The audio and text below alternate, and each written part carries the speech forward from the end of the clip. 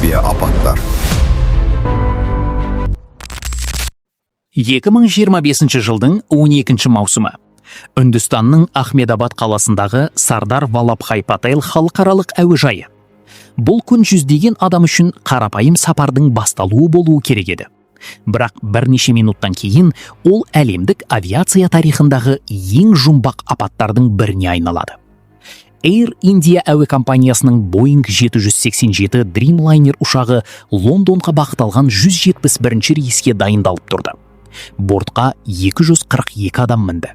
Олардың ішінде 230 жолаушы және 12 экипаж мүшесі бар еді. Ешкім олардың көпшілігі бұл ұшақтан тірі түсе алмайтынын білген жоқ. Кабинаның сол жағында 55 жастағы тәжірибелі командир Сумит Сабхарвал отырды. Оның ұшу тәжірибесі 8200 сағаттан асқан. Оң жақ орындықта екінші пилот, 32 жастағы Клайв Кундер. Оның да 1000-нан астам сағаттық тәжірибесі бар еді. Сағат 13:37-де диспетчер ұшуға рұқсат береді. Boeing 787 ұшу жолағымен екпін ала бастайды. Сол сәтте ауа райы мінсіз болатын. Жел секундына небәрі 3 метр. Көріну қашықтығы 6 шақырымнан асады. Ешқандай қауіп байқалмайды. Қозғалтқыштар толық қуатқа көшеді. Ұшақ жылдамдық жинайды. 155 түйінге жеткенде пилоттар штурвалды өздеріне тартады. Dreamliner жерден көтеріледі. Барлығы қалыпты өтіп жатқандай көрінді. Жылдамдық 180 түйінге жетіп, алып лайнер биіктік ала бастайды. Бірақ жерден көтерілгеннен кейінгі 3 секундта ақылға сыймайтын оқиға болады. Кейін қара жәшіктердің деректері көрсеткендей, дәл осы сәтте екі қозғалтқышқа жанармай беретін қосқыштар бір мезетте дерлік жұмыс режимінен өшіру режиміне ауыстырылған. Бұл сағатына 100-деген шақырым жылдамдықпен келе жатқан көліктің оталдыру жүйесін кенет өшіріп тастаумен бірдей еді. Секундтың үлесінде екі қозғалтқышқа да керосин беру тоқтайды. Әлемдегі ең заманауи жолаушылар ұшақтарының бірі кенеттен қуатсыз қалады. Ал бірнеше секундтан кейін экипаж мүшелері өздері де түсіне алмайтын сұмдықпен бетпе-бет келеді. Ұшақ көкке көтерілгеннен кейін бірнеше секунд өткенде Boeing 787 күтпеген жағдайға тап болды. Екі қозғалтқыш бір уақытта тарту күшін жоғалта бастады. Лайнер биіктік алудың орнына баяу төмендей бастады. Кабинада үрей күшейіп келе жатты. Қара жәшіктің дыбыстық жазбасында кейін бүкіл әлемді таңғалдырған диалог жазылып қалған. Қозғалтқыштарды неге өшірдің? Мен өшірген жоқпын. Бұл сөздер бірнеше секунд ішінде айтылған. Бірақ дәл осы қысқа әңгіме тергеудің басты жұмбағына айналды. Ұшақ командирі екінші пилоттан екі қозғалтқышқа жанармай беруді неге тоқтатқанын сұрайды. Ал екінші пилот мұны жасағанын үзілді-кесілді жоққа шығарады. Кім шындықты айтты? Жоқ, әлде олардың ешқайсысы не болғанын түсінбеді ме? Сол кезде Boeing 787 аспандағы алып планерге айналып бара жатты. Қуат жоқ, биіктік аз, уақыт таусылып келеді. Кенет радиоэфирде үрейлі хабар естіледі. Mayday, Mayday, Mayday. Air India 171. Екі қозғалтқыштың да тарту күші жоғалды. Бұл сөздер диспетчерге жеткен соң әуежайдағы қызметкерлердің барлығы дабыл күйіне көшті. Бірақ көмек көрсетуге енді тым кеш еді. Қозғалтқыштар толық тоқтағандықтан ұшақтағы тағы бір ерекше жүйе іске қосылды. Ұшақтың астынан шағын турбина ашылып шықты. Бұл Ram Air Turbine, немесе қысқаша RAT. Авиациядағы ең соңғы үміт. Негізгі жүйелер істен шыққанда дәл осы шағын турбина ұшаққа электр қуаты мен гидравликалық қысым беріп тұрады. Қауіпті жағдайда ол фюзеляж ішінде жасырын тұрады. Бірақ енді ол автоматты түрде сыртқа шыққан еді. Бұл өте жаман белгі болатын. Өйткені RAT тек төтенше жағдайда ғана іске қосылады. Кабинадағы екі пилот енді бір нәрсені анық түсінді. Олардың қолында секундтар ғана қалды. Жер тым жақын еді. Ал алып лайнер тоқтаусыз төмен құлдилап бара жатты. Сол сәтте экипаж соңғы үмітке жабысты. Олар қозғалтқыштарды қайта іске қосуға тырысты. Бірақ уақыт олармен қарсы жарысып жатқан еді. Кабинада уақыт тоқтап қалғандай еді. Бірақ шын мәнінде әр секунд жүздеген адамның тағдырын шешіп жатқан. Ұшақ жерден бірнеше 100 метр ғана биіктікте болатын. Екі қозғалтқышта өшкен. Жылдамдық төмендеп барады. Ал төменде миллиондаған халқы бар алып қала созылып жатыр. Пилоттар қол қысырып отырған жоқ. Олар бар күшін салып қозғалтқыштарды қайта іске қосуға кірісті. Шамамен 10 секунд өткен соң жанармай қосқыштары қайтадан жұмыс режиміне ауыстырылады. Енді қозғалтқыштарға қайтадан керосин келе бастайды. Кабинадағы барлық үміт осы әрекетке байланып қалған еді. Егер қозғалтқыштар қайта іске қосылса, ұшақты аман алып қалу мүмкін болатын. Қара жәшіктің деректері көп ұзамай қозғалтқыштардың ішінде температура күрт көтерілгенін көрсетті. Бұл жақсы белгі еді. Отын қайта тұтанып жатқан. Қозғалтқыштар тірілуге тырысып жатқан. Бірақ аспандағы алып лайнер үшін уақыт тым аз қалған еді. Сол жақ қозғалтқышта өмір белгілері байқалды. Ол баяу болса да қуат жинай бастады. Ал оң жақ қозғалтқыш толық жұмыс режиміне шыға алмады.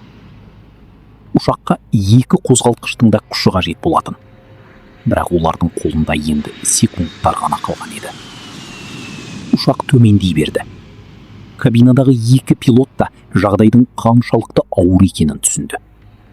Олар соңғы сәтке дейін күресті.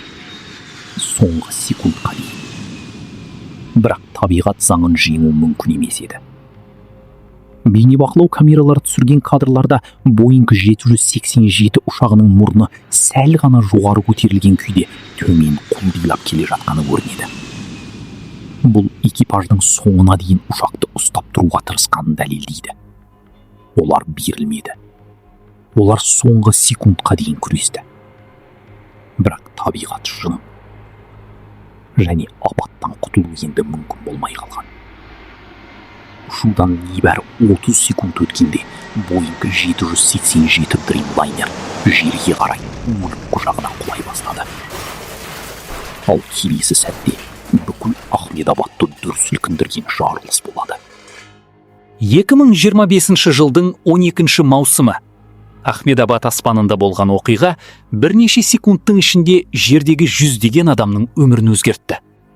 Ұшудан бар болғаны 30 секунд өткен соң Boeing 787 Dreamliner бақылаудан толық айырылды.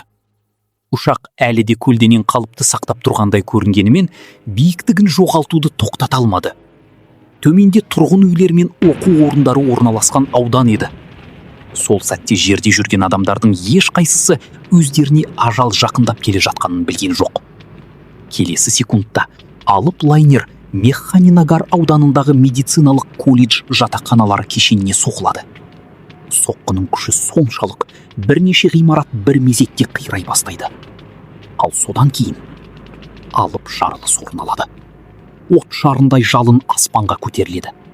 Қара түтін ондаған шақырым жерден көрінді. Куәгерлердің айтуынша жарылыстың дыбысы бүкіл ауданға тараған. Кейбір адамдар оны жер сілкінісі деп ойлаған. Құтқарушылар оқиға орнына жеткенде көз алдарында нағыз тозақ көрінісі тұрған еді. Ұшақтың бөлшектері 100 метрге шашылып кеткен. Ғимараттар отқа оранған. Айналада айқай шу, түтін, өрт, үмітсіздік. Сол күні барлығы 279 адам қаза тапты. Олардың 241-і ұшақ бортында болған. Тағы 38 адам жерде көз жұмды. 67 адам түрлі деңгейдегі жарақат алды. Бұл Үндістан тарихындағы ең ауыр авиациялық апаттардың біріне айналды. Құтқарушылар қирандылар арасынан тірі қалғандарды іздеуді тоқтатпай жүргізді. Бірақ уақыт өткен сайын үміт азая берді. Барлығы бір нәрсеге сенімді болды. Мұндай апаттан ешкім аман қалуы мүмкін емес. Бірақ тағдыр мүлдем басқа шешім дайындап қойған еді. Құтқарушылар күйреген ұшақтың қалдықтарын тексеріп жүрген кезде күтпеген хабар келеді. Бір адам тірі. 242 адамның арасынан бір ғана адам ажалдан құтылып кеткен. Ол Ұлыбритания азаматы, 40 жастағы Вишваш Кумар Рамеш. Ол ұшақтың 11А орнында отырған. Дәрігерлер мен тергеушілердің өзі мұны түсіндіре алмады. Мұндай апаттан қалай аман қалуға болады? Бұл кездейсоқтық па? Әлде керемет пе? Көп ұзамай бұл адам бүкіл әлем назарын өзіне аударады. Ал тергеушілер одан да қорқынышты сұраққа жауап іздей бастайды. Екі заманауи қозғалтқыш бір уақытта неге өшіп қалды? Бұл техникалық ақау ма? Әлде кабина ішінде болған әлде қайда қорқынышты нәрсе ме дейді? Апаттан кейін бірнеше сағат өтпей жатып, Үндістанның авиациялық оқиғаларды тергеу бюросы арнайы комиссия құрды. Көп ұзамай оларға америкалық мамандар да қосылды. Оқиға орнына ұлттық көлік қауіпсіздігі кеңесінің сарапшылары мен Boeing компаниясының инженерлері келді. Барлығы бір ғана сұраққа жауап іздеді. Неліктен әлемдегі ең сенімді ұшақтардың бірі көкке көтерілгеннен кейін бірнеше секунд өткен соң екі қозғалтқышынан бірдей айырылды? Бұл қарапайым апат емес еді. Бұл бүкіл авиация әлемін дүр сілкіндірген жұмбақ болатын. Алғашқы апталарда ақпарат құралдары әртүрлі болжамдарға толып кетті. Біреулер қозғалтқыштардың кенет істен шыққанын айтты, басқалары ұшақтың күрделі электрондық басқару жүйесінде ақау болған шығар деп болжады. Кейбір сарапшылар жанармай жүйесінен күмәнданды. Өйткені екі қозғалтқыштың бір мезгілде тоқтауы өте сирек кездесетін жағдай. Бірақ бұл нұсқалардың ешқайсысы нақты дәлелденбеді. Көп ұзамай тағы бір болжам пайда болды. Құстармен соқтығысу. Авиация тарихында мұндай жағдайлар бұрын болған. Тіпті бір кездері жолаушылар ұшағы қос қозғалтқышына айырылып өзенге қонған болатын. Сондықтан тергеушілер бұл нұсқаны да мұқият тексерді. Бірақ қозғалтқыш қалдықтарынан құстардың іздері табылмады. Бұл болжамды жабылды. Одан кейін кейбір адамдар дронмен соқтығысу мүмкіндігін айтты. Себебі соңғы жылдары әуежай маңында заңсыз ұшатын дрондар үлкен қауіпке айналған. Бірақ бұл нұсқа да расталмады. Тіпті арнайы қызметтер ұшақ ішінде жарылыс болмағанын тексерді. Өйткені кейбір куәгерлер апат алдында ерекше дыбыстар естігендерін айтқан. Алайда ешқандай жарылғыш заттың ізі табылған жоқ. Біртіндеп барлық назар кабинаға ауыса бастады. Өйткені техникалық ақаулардың бірде-бір дәлелденбеген еді. Бірақ тағы бір нұсқа бар болатын. Ең қорқынышты нұсқа — адам факторы. Алайда бұл да көпшілікке сенімсіз көрінді. Себебі ұшақты басқарған екі пилот та тәжірибелі мамандар еді. Олар жүздеген рет дәл осындай ұшуларды орындаған. Мұндай қарапайым процедура кезінде қателесу мүмкін емес сияқты көрінді. Бірақ тергеушілер қара жәшіктердің деректерін толық зерттей бастағанда жағдай мүлдем басқа бағытқа бұрылды. Өйткені апаттың себебі қозғалтқыштардың өзінде емес екені анықтала бастады. Жауап кабинаның ішінде жасырынған еді. 2025 жылдың 12 шілдесі. Апаттан тура бір ай өткен соң тергеушілер алдын ала есепті жариялады. Бүкіл әлем осы есепті күтіп отырған еді. Сарапшылар қозғалтқыштарды бөлшектеп зерттеді. Мыңдаған бөлшек тексерілді. Жүздеген сағаттық талдау жүргізілді. Нәтиже күтпеген болды. Қозғалтқыштарда ешқандай механикалық ақау табылмады. Екі General Electric қозғалтқышы да апатқа дейін толық жұмысқа жарамды болған. Электрондық жүйелерде де күрделі ақау анықталмады. Жанармай жүйесі де дұрыс жұмыс істеген. Құстармен соқтығысу расталмады. Дронмен соқтығысу белгілері жоқ. Жарылыс болмаған. Бірінен кейін бірі барлық техникалық нұсқалар жоққа шығарыла бастады. Ал тергеушілердің назары толықтай қара жәшіктерге ауды. Дәл сол жерде апаттың ең маңызды құпиясы жасырынған еді. Мыңдаған параметрлердің ішінде сарапшылар бір дерекке ерекше назар аударды. Ұшақ жерден көтерілгеннен кейін 3 секундта екі қозғалтқыштың жанармай қосқышы бір уақытта дерлік өшірілген. Бұл кездейсоқ орын алған әрекетке ұқсамайтын. Бұл қосқыштар ұшақтың орталық панелінде орналасқан. Олар өте маңызды басқару элементтер болып саналады. Сондықтан оларды кездейсоқ басып кету мүмкін емес. Арнайы қорғаныс механизмі бар. Алдымен тұтқаны өзіне қарай тарту керек. Содан кейін ғана басқа қалыпқа ауыстыруға болады. Біреуін ауыстырудың өзі саналы әрекетті талап етеді. Ал екі қосқышты қатарынан ауыстыру одан да күрделі. Сарапшылар дәл осы тұста таңғалды. Егер бұл техникалық ақау болмаса, онда бұл әрекетті кім жасады? Қалай жасады? Ең бастысы, неге жасады? Тергеушілер кабинадағы сөйлесулерді қайта тыңдай бастады. Сонда барлығының назарын аударған сөйлемдер тағы да естілді. Қозғалтқыштарды неге өшірдің? Мен оны жасаған жоқпын. Бұл сөздер енді мүлдем басқа мағынаға ие болды. Кабинада отырған екі адамның бірі шындықты айтпаған болуы мүмкін еді. Немесе олар шынымен не болғанын түсінбей қалған болуы мүмкін. Қалай болғанда да тергеу енді жаңа кезеңге өтті. Бұл енді техникалық апат емес еді. Бұл адам әрекетімен байланысты болуы мүмкін оқиғаға айналды. Ал дәл осы сәттен бастап тергеушілер ең қауіпті бағытқа қарай бет бұрды. Өйткені келесі сұрақ әлдеқайда қорқынышты болатын. Қозғалтқыштарды біреу әдейі өшірді ма? Қара жәшіктердің деректері жарияланғаннан кейін тергеу мүлде жаңа бағытқа бұрылды. Енді сарапшылардың алдында ең ауыр сұрақ тұрды. Екі қозғалтқыштың жанармай жүйесін кім және не үшін өшірді? Комиссия екі негізгі нұсқаны қарастыра бастады. Біріншісі қасақана әрекет, екіншісі қайғылы қателік. Бірінші нұсқа ең қорқыныштысы еді. Теория бойынша экипаж мүшелерінің бірі қозғалтқыштарды әдейі өшірген болуы мүмкін. Авиация тарихында мұндай жағдайлар бұрында кездескен. Кейбір апаттарда пилоттардың психологиялық жағдайы шешуші роль атқарған. Сондықтан тергеушілер бұл нұсқаны да жоққа шығара алмады. Егер шынымен біреу қозғалтқыштарды саналы түрде өшірсе, оның себебі не болуы мүмкін? Психологиялық күйзеліс пе? Жеке мәселелер ме? Жасырын сыр ма? Әлде ешкім білмейтін басқа бір себеп пе? Бірақ бұл болжамды дәлелдеу үшін нақты айғақтарға жетеді. Ал әзірге ондай дәлелдер жоқ болатын. Сондықтан комиссия екінші нұсқаны да мұқият зерттеді. Қайғылы қателік. Мүмкін кабинада қандай да бір күтпеген жағдай орын алған шығар. Мүмкін ұшудың алғашқы секундтарында белгісіз ақау байқалған шығар. Сол сәтте экипаж мүшелерінің бірі қысым астында қате шешім қабылдаған болуы мүмкін. Бірақ бұл жерде тағы бір қиындық бар еді. Ұшақ жерден көтерілгеннен кейін небәрі 3 секунд өткен. Осындай қысқа уақытта қандай төтенше жағдай болуы мүмкін? Оған қоса жанармай қосқыштарын басқа басқару элементтерімен шатастыру өте қиын. Олардың орналасуы да пішіні де ерекше. Тәжірибелі пилот үшін мұндай қателік жасау мүмкін емеске жақын. Сондықтан тергеушілер қайтадан кабинадағы диалогқа оралды. Қозғалтқыштарды неге өшірдің? Мен оны жасаған жоқпын. Бұл сөздер бүкіл тергеудің орталығына айналды. Бірінші пилот шынымен екінші пилотты кінәлейді ма? Әлде ол не болғанын түсінбей сұрады ма? Екінші пилот расын айтты ма? Әлде соңғы секундтарда өз әрекетін жасыруға тырысты ма? Өкінішке қарай бұл сұрақтарға нақты жауап беретін адам қалмады. Өйткені екі пилот та сол апатта қаза тапқан еді. Ал олардың соңғы секундтардағы әрекеттері мәңгілік құпияға айналуы мүмкін. Бір нәрсе ғана анық болды. Ұшақ өздігінен құлаған жоқ. Қозғалтқыштар өздігінен тоқтаған жоқ.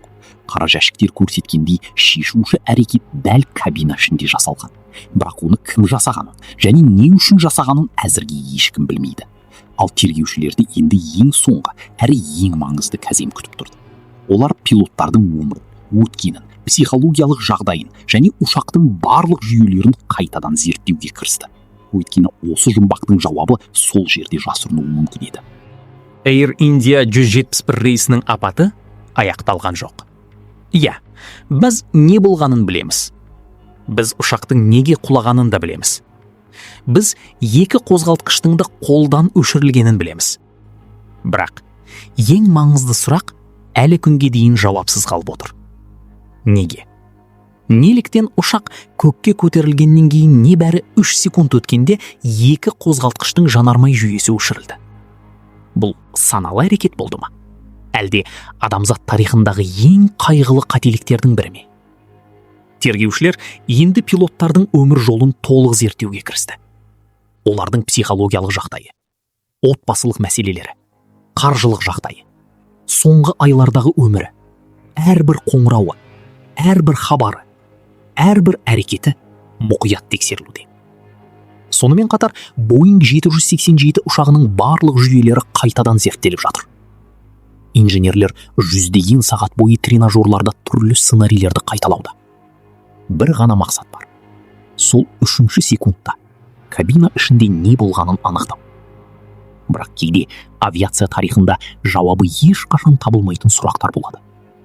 Мүмкін бұл да сондай оқиғалардың бірі шығар. Бір нәрсе анық. 2025 жылдың 12 маусымы Үндістан авиациясының ғана емес, бүкіл әлемдік авиация тарихының қаралы күні болып қалды. 279 адам, 279 тағдыр, 279 аяқталмай қалған арман. Бірнеше секундтың ішінде жоқ болды. Бұл апат тағы бір шындықты еске салды. Бүгінде ұшақтар бұрынғыдан да қауіпсіз. Компьютерлер ақылды, жүйелер сенімді, автоматика жүздеген қатені түзете алады. Бірақ соңғы шешімді бәрібір адам қабылдайды. Ал кейде бір ғана әрекет, немесе бір ғана қателік жүздеген адамның тағдырын өзгертуі мүмкін. Air India 171 рейсінің соңғы есебі айлардан кейін, бәлкім жылдардан кейін жарияланыр. Сонда ғана біз бұл жұмбақтың толық жауабын білуіміз мүмкін. Ал әзірге әлемде бір ғана сұрақ қалды. 3 секундта кабина ішінде шын мәнінде не болды? Финал. Бұл Air India 171 рейсінің жұмбақ апаты туралы оқиға еді. Егер осындай шынайы авиациялық оқиғалар мен терең зерттеулер қызық болса, авиация апаттары арнасына міндетті түрде жазылыңыз. Алдағы видеоларда сіздерді авиация тарихындағы ең ірі апаттар, құпиялар және таңғаларлық оқиғалар күтеді. Авиация апаттары. Әрбір апаттың артында жатқан шындықты бірге іздейік.